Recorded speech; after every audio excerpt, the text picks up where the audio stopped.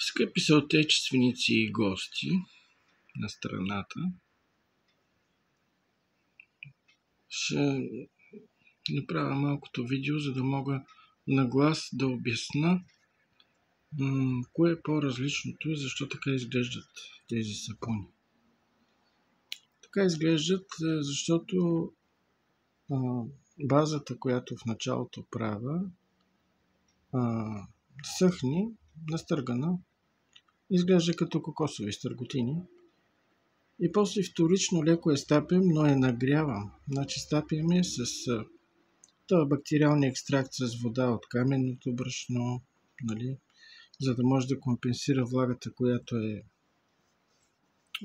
излетяла, така да се каже, от сапуните, от базата.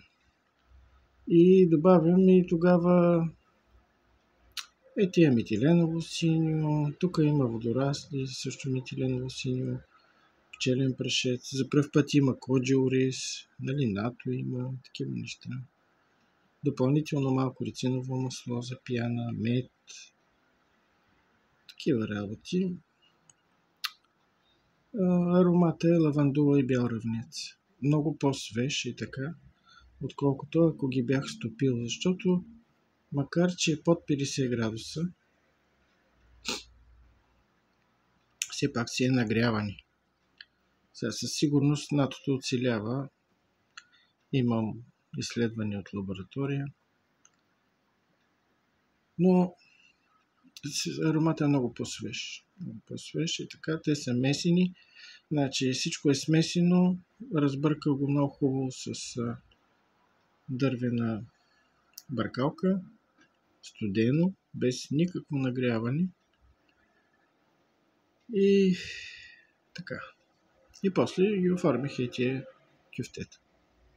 И те ще си съхнат нормално после. Това исках да кажа. Пак, според мен, така трябва да се правят сапуните, закъпани. Ако някой въобще, нали, прави сапуни с добавки, нали, не само чист сапун. Така си максимално се запазват. Така.